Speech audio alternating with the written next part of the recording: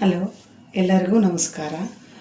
ನಾನು ಈಗ ಕೆಲವೊಂದು ಟಿಪ್ಸ್ ನೀರು ಬಗ್ಗೆ ಕೆಲವೊಂದು ಟಿಪ್ಸ್ ಹೇಳೋಣ ಅಂತ ನಿಮ್ಮ ಹತ್ರ ಬಂದಿದ್ದೀನಿ. ಈಗ ಎಲ್ಲರೂ ಹೇಳೋದು, ಸರ್ಕಾರ ಹೇಳೋದು, ಕೆಲವೊಂದು ಹೋಟೆಲ್ಗಳಲ್ಲಿ ನೀರನ್ನು ಮಿತವಾಗಿ ಬಳಸಿ ಅಂತ ಬರೆದು ಅಂಟಾಕಿರೋದು, ಆಮೇಲೆ ಇದೆಲ್ಲ ಮಾಡಿರ್ತಾರೆ.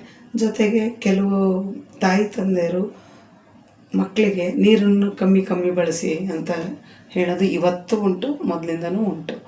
ಅದೇ ರೀತಿ ಹಿಂದಿನ ಕಾಲದಲ್ಲಿ ಹೆಣ್ಣನ್ನು ಗಂಡನ ಮನೆಗೆ ನೋಡೋಕ್ಕೆ ಗಂಡು ನೋಡೋಕ್ಕೆ ಬರ್ತಾರಲ್ವ, ಆಗ ಹೆಣ್ಣು ಯಾವ ಥರ ನೀರನ್ನ ಬಳಸ್ತಾರೆ ಅಂತಲೂ ಒಂದು ಪರೀಕ್ಷೆ ಇತ್ತು. ಅದು ಕಾಣ್ದಂಗೆ ಗಂಡನವರು ಪರೀಕ್ಷೆ ಮಾಡ್ಕೊಂಡು ಹೋಗೋರು.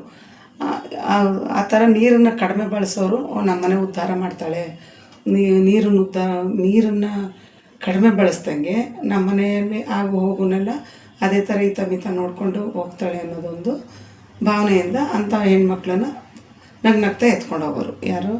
ಗಂಡನವರು. ಅದೇ ಥರ ಇವಾಗ ಆಗಲ್ಲ ಬಿಡಿ. ಇವಾಗ ಹೆಣ್ಣು ಕೊಟ್ಟರೆ ಸಾಕು ಅನ್ನೋ ಮಟ್ಟಕ್ಕೆ ಇವಾಗಿನ ಕಾಲ ಬದಲಾಗಿದೆ.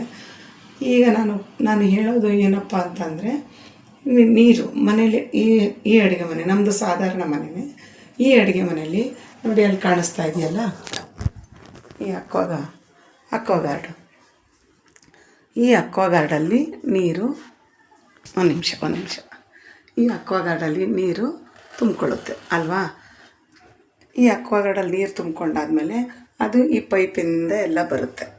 ಈ ಪೈಪಿಂದ ಬಂದು ಈ ಪೈಪಲ್ಲಿ ಹೊರಗಡೆ ಹೋಗುತ್ತೆ, ಡ್ರೈನ್ ಆಗುತ್ತಲ್ವ.